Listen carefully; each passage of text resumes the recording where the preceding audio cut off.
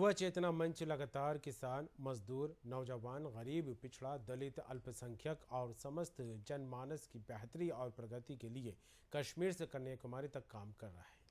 देश में जिस प्रकार से परिवारवादी शक्तियां भारतीय लोकतंत्र को कमज़ोर करने के लिए दीमक की तरह अनवरत प्रयास कर रही हैं, उस दीमक के उपचार का भी काम हम किसानों और मजदूरों की संतानों को संगठित कर एक मंच पर लाकर कर रहे हैं। ये कहना है युवा चेतना के राष्ट्रीय संयोजक रोहित कुमार सिंह का, जो कई सालों से युवाओं के हित के लिए काम कर रहे हैं। दरअसल रोहित कुमार सिंह एक कार्यक्रम के सिलसिले में भोपाल प्रवास पर थे। इस दौरान उन्होंने न्यूज़ वर्ल्ड से खास बात की। युवा चेतना मंच के राष्ट्रीय संयोजक रोहित सिंह हमारे साथ मौजूद है। सीधे इनसे बात करते हैं। रोहित जी, आपका स्वागत करते हैं भोपाल में। आपसे जानना चाहेंगे युवा चेतना मंच किस तरह काम कर रहा है? देखिए, हम लगातार किसान, मजदूर, नौजवान, गरीब, वंचित, पिछड़ा, दलित, अल्पसंख्यक, अत्यंत पिछड़ा, आर्थिक आधार पर विपन्न, सवर्ण और समग्र जनमानस के बेहतरी, बढ़ोतरी, प्रगति हेतु कश्मीर से कन्याकुमारी तक काम कर रहे हैं। देश में जिस प्रकार से परिवारवादी शक्तियां भारतीय लोकतंत्र को कमजोर करने के लिए दीमक की भांति अनवरत प्रयास कर रही हैं, उस दीमक के उपचार का भी काम हम कश्मीर से कन्याकुमारी तक किसान और मजदूर की संतानों को संगठित कर नौजवानों को एक मंच पर लाकर करने का प्रयास कर रहे हैं। देश की आजादी के बाद संविधान निर्माण के समय बाबा साहब भीमराव अम्बेडकर ने स्पष्ट रूप से कहा था, राजा रानी के कोख से नहीं, जनता के वोट से पैदा होगा।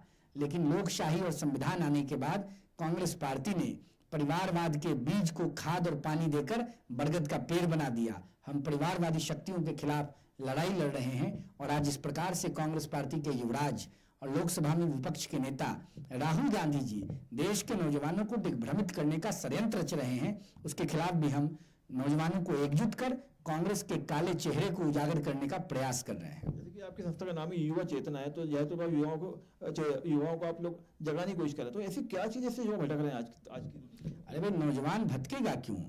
नौजवान तो जागरूक होकर काम कर रहा है। और मैंने स्पष्ट रूप से आपको बोला, कांग्रेस पार्टी ने इस देश में 50 से 55 सालों तक राज किया। देश के गरीबों की चिंता नहीं की, देश के आम नौजवानों के प्रति चिंतनशील नहीं रहे।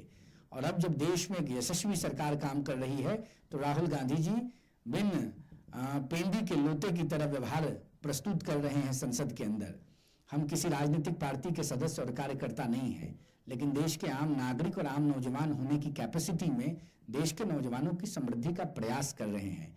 आगामी 19 अक्टूबर को दिल्ली के कॉन्स्टिट्यूशन क्लब ऑफ इंडिया के स्पीकर हॉल में युवा सम्मेलन का आयोजन किया जाएगा, जिसमें परिवारवादी राजनीतिक शक्तियों के खिलाफ लड़ाई लड़ने पर भी रणनीति बनाई जाएगी।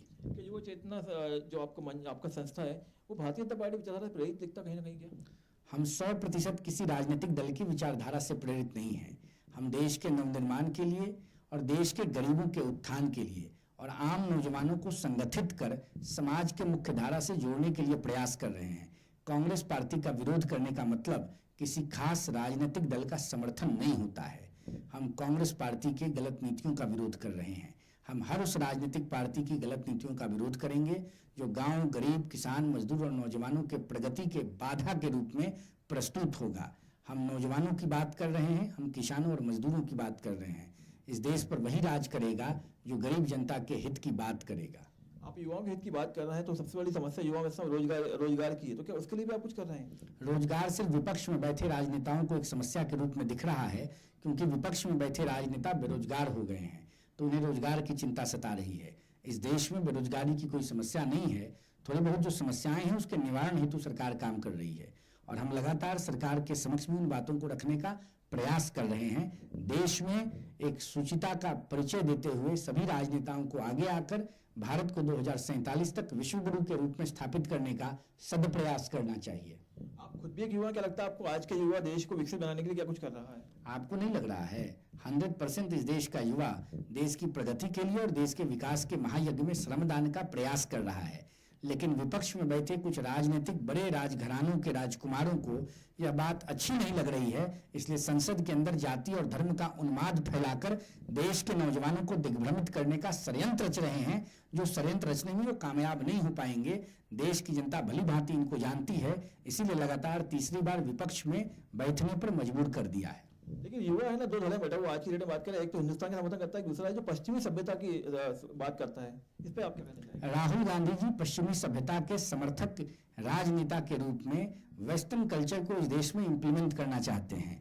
ईस्ट इंडिया कंपनी के विचारों से राहुल जी प्रभावित हैं। इस देश का नौजवान भारत माता में निष्ठा रखता है। इस देश का नौजवान प्रभु राम के राम राज्य की परिकल्पना को साकार करना चाहता है। इस देश का नौजवान गांधी, अंबेडकर, राजनारायण, लोहिया, जयप्रकाश के सिद्धांतों में विश्वास रखता है। इस देश में कोई दो धारा नहीं है। इस देश में एक धारा है और वो धारा है प्रभु राम के राम राज्य के सपने को साकार करने का। युवा चेतना का उद्देश्य क्या है? उद्देश्य है प्रभु राम के राम राज्य की परिकल्पना को साकार करना, इस देश के अंतिम व्यक्ति को समाज के मुख्य धारा से जोड़ना, इस देश में गरीब, पिछड़ों, दलितों, अल्पसंख्यकों, आर्थिक आधार पर विपन्न सवर्णों और समग्र जनमानस के प्रगति के रास्ते को प्रशस्त करना। तो ये तो रोहित सिंह ने बताया कि आज के युवा किस तरह देश की प्रगति में अपना योगदान दे रहे हैं और किस तरह ये जो युवा चेतना मंच है युवाओं को जगाने का प्रयास कर रहा है। कैमरा का राज के साथ दीपक सिंह, न्यूज़ वर्ल्ड भोपाल।